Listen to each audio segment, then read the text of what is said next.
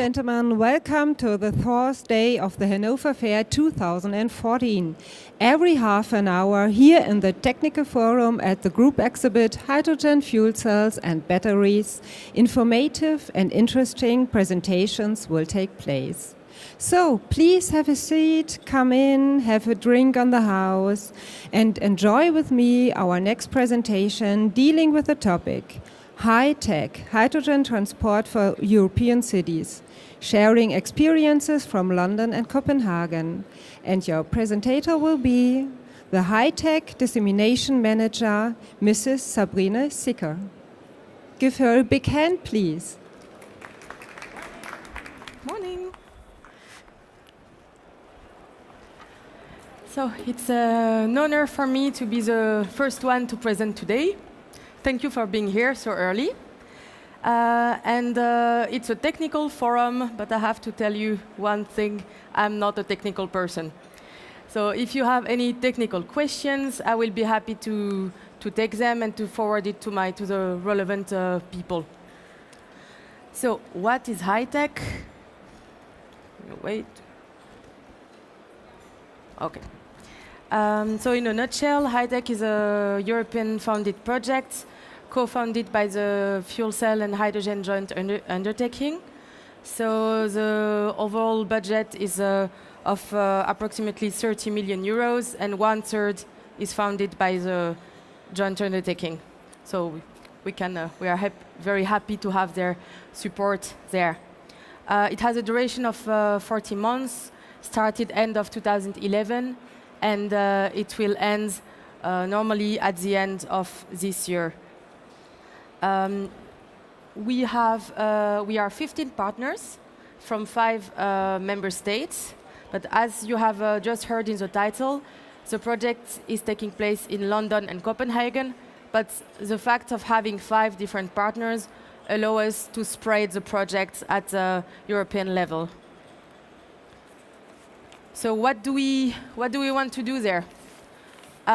Basically, we are deploying 2 hydrogen transport centers in London and Copenhagen, fuel cell cars in Copenhagen, and taxis and some upcoming fuel cell cars in London. And what we want to do here is very important, is that we want to link the projects and to base it on the previous experiences.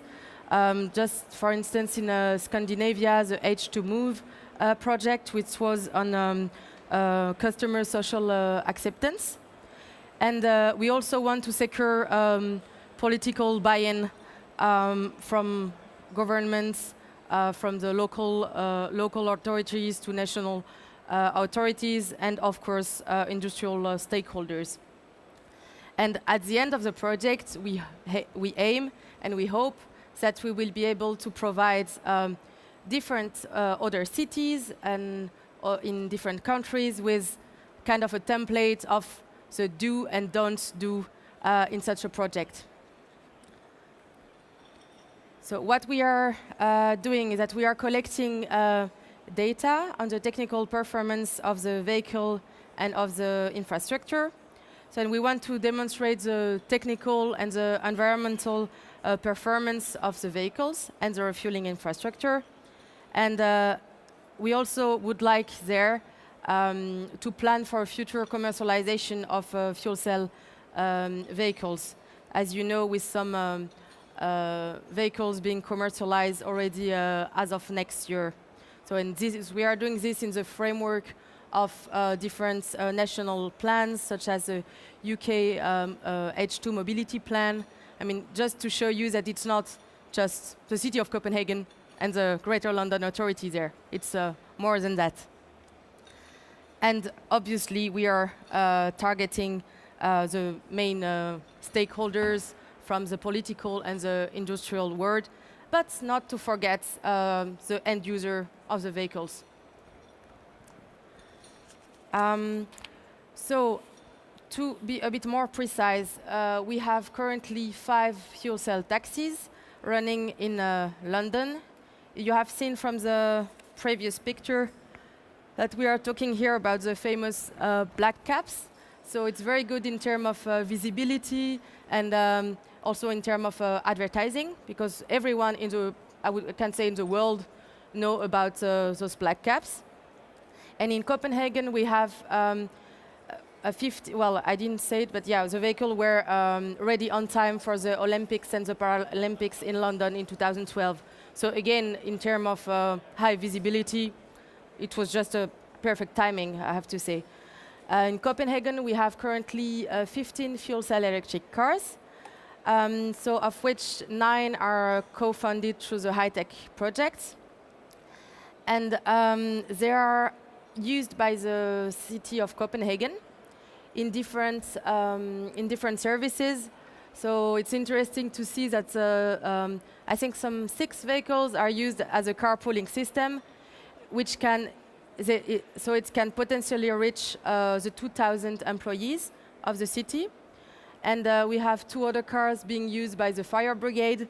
So it's nice when you see that some people still think that hydrogen explode. I mean, it's using by the fire brigade, so it's a real statement. And well, one of them is also used by one of the Copenhagen's mayors, as Copenhagen has 7 mayors, I think. So when she goes to meetings, so that's also a very good signal. And in other regarding the infrastructure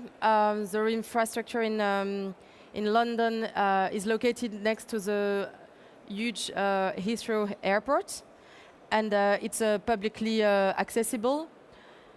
And the production is based on hydrogen delivery. In Copenhagen, well, you cannot really see it from far away here.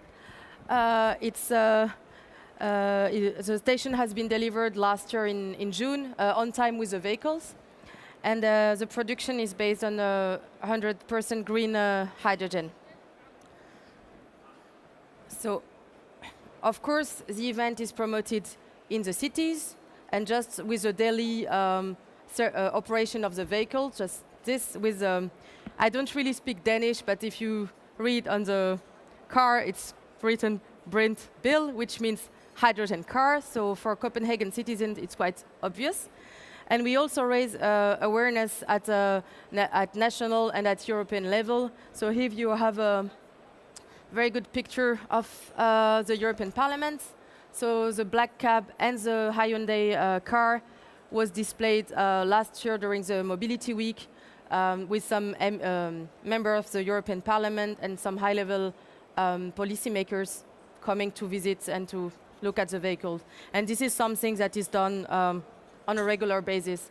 Because at the end of the day, as you might know, 70% of the European legislation, of the legislation comes from the European level. So yeah, we have to target those high-level stakeholders as well. So what can we say about the initial project results? So here you can see the 2 refueling stations, well, the one in London, the taxis, and here in Copenhagen with a Brint Bill sign. So in the project, we currently have 1 refueling station available, but the idea is to have 3 refueling stations by the end of the project. So as you can see here, the 2 additional refueling stations have been now already, well, the location has been found. And so for one of them, it will be in the city center. So you can imagine how tricky it is to find a location big enough for a refueling station in a busy city center. But this has been managed. So congratulations for the one who did it. And here, the refueling station that is currently available, it's a 700 bar. So it can refuel, yeah, well, obviously the fuel cell electric cars. And it's owned and operated by the Copenhagen Hydrogen Network. And the hydrogen supply is partial on-site. So what can we say about refueling quantity and the kilos per refueling? We have some data from since the start of the operation of the refueling station till Okay, end of October. We will have some new data as we have our project meeting next month. But okay, so just for the first month, you can see that 200 kilos were dispensed during October, which correspond to 15,000 kilometers per year per fuel cell electric car. And we can also see that we have an average refueling of 3.4 kilos. So, and this has increased during the operation time. So it corresponds to if I'm not mistaken, to something like 60% of the tank capacity. And we have, I didn't write it here, but we also have a very high availability of the refueling station, something around 97%, if I remember well. So very high availability. So here about the distance driven and the average trip distance, you can see that the number of trips reported has increased, obviously, luckily, and also the number of the number of trips per month, as you can see in the second graph. And what we also know is that the vehicles as they are used by the civil servants, there are mainly used during the working hours. So obviously at the beginning of the day, at the end of the day, and this needs to be taken into account for the refueling capacity, so for the pressure. Now a few words about the perception of the vehicles before the vehicle started operation. We will now do another survey to talk, and we are actually talking with the end users to know what their point of view after having used the vehicle is. But before using the vehicle, it's interesting to see here that, well, compared to the perception of conventional vehicles, you cannot see here anything about dangerous. It's that people were not considering hydrogen car more dangerous than a conventional one. Also, the vehicles are viewed are quiet and eco-friendly. And, well, if you also look, one, for instance, is the stylish. Well, we are talking about a type of vehicle that is, about the iX35 Hyundai. So obviously, it's a stylish vehicle. I don't know how how it would have been with other type of vehicles, but okay. And also the long driving range is you can see the long driving range is also not. It is also taken into account. People did not consider that with the hydrogen cars they will only be able to drive 10 kilometers. This is actually interesting to see. So now some words about the London infrastructure network. So as you can see, so it has a capacity of up to 20 kilos per day, and a non-site storage capacity of 55 kilo. The supplies is off-site, so you can see here on the pictures, the tube trailer being transported to the refueling station. And as I already mentioned, the station is publicly accessible, but for the first use, you have to set up an appointment, obviously, to understand how it works. And it's located next to the, as I also said, next to the Heathrow Airport. So it's quite an interesting place to have a refueling station. And now Air Products is, along with other partners from the UK, is considering building the whole hydrogen refueling network. So basically, there is now a study on where the additional refueling network should be, and a bit in order to cover the whole region. So a bit outside of London, but rather in the south, etc. I don't have the details yet, but I think it's definitely interesting if you think about the next steps and further rollout of the technology. So here a few words about the refueling time and the kilos per refueling. So here you can see that it's a very quick refueling time, some 4 or 5 minutes top. So this is also something that can be used when we communicate to other people or to the general public. Okay, you don't have to wait 10 hours to have your vehicle recharged. This is a very quick process. And as regards the quantity, the refueling quantity related to the tank capacity, here it's approximately 60–70%. So it's comparable to the one of Copenhagen. So here you can see the cumulative distance traveled by the taxis. So from the graph, you see that we have some data August, September, that is 2012, and then some data in 2013. And basically, until last year in October, the taxis had been driving some 20,000 kilometers, and with a monthly distance that has increased significantly. Here, as you can see from the graph, the taxi have not been driving during the winter period. This is why there is nothing from the months of November to February or March. There has been also a survey on the perception, and more particularly a survey of the taxi drivers. Here I have to tell you to go on our project website and to look at the video that is made with the taxi drivers giving their statement on the vehicle. It's plus with their Londonian accent. It's really it's a 2-minute video. It's really nice. And well, basically they have a positive experience. And one of the main things is that the vehicles are quiet. And if you think that you are all day long driving in your vehicle, that might not be important for you and me, but for people using them all day long, that's definitely a positive point. And also the acceleration performance. Here I have to say I hope I will have a chance to test a hydrogen vehicle. I don't know if if the acceleration performance is really that good, but well, taxi driver said yes. I hope I will have a chance to test today. And here we have a short statement.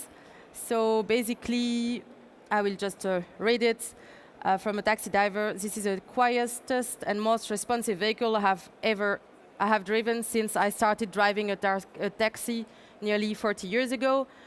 After a day driving, you do not feel fatigued by the constant drone you normally get from a diesel taxi. It's quite obvious. He liked it. So what are the next steps now? In London, as I mentioned quickly before, there will be some two Hyundai cars operated by the Greater London Authority. They will be arriving in the coming months. And in Copenhagen, the vehicle will keep their good operation. I'm saying this because it's important, as it's a demonstration project, to have enough technical data to be able to record enough time for to have enough data to assess the technical and environmental performance of the vehicles. As for the infrastructure, obviously, as there will be fuel cell cars arriving in the city, the refueling station is being upgraded to a 700 bar. This will happen in the coming months. I think I had in mind May, but okay, before the summer break.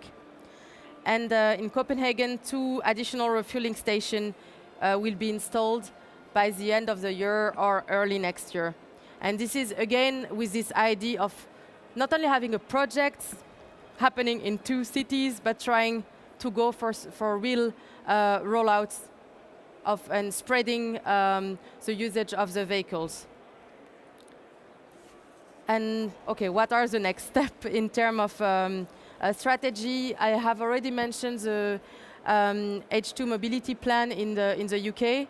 So this is definitely our London partners are definitely working closely in the framework of the H2 mobility plan to set up the infrastructure framework, to try to get some additional vehicles in terms of with other projects. And in Copenhagen, there is also some work done as part of the Danish hydrogen partnerships, and more with the Nordic, the Scandinavian or Nordic partnership. And of course, the two cities are exchanging information on the procurement procedure, on the certification of the vehicles, and also trying to give some valid information to other cities who would like to invest in fuel cell cars. So we had a symposium last year in April, and we will have another one on the 25th of June in Copenhagen, where we will invite targeted cities and really give them some really practical information, and also a practical guide, sorry, French accent, so that they will know, okay, why does it make sense? What will this bring to my city? What is the added value, and also what are the challenges, and how can we, okay, not me, but how can we as cities support the uptake of hydrogen technology? Perhaps through incentives such as parking-free places, well, this kind of thing, so very practical. And we hope that this will be a success, and that other cities will also be deploying this type of technology, because obviously, well, it's the future, and not just the future; it's already here today. So that was it. Thank you very much. And it's on me to thank you for this informative and very interesting overview about your project. So are here any questions in the audience? Just raise your hand. I come to you with the microphone, pick you up. So if not yet, I think you are really invited to come to the booth. It's here on the group exhibit, Hydrogen Fuel Cells and Batteries. It's this direction, and the booth number is E65. So really next door. Really next door, okay. So if you have any question in more detail or technical questions, you're really invited to come and discuss with you or with your colleagues there. Thank you very much. So we have a short break here now, and after it we will continue our program with the next presentation dealing with the topic, the Flex Fuel Reformer, a new concept for decentralized hydrogen infrastructure. Thank you very much.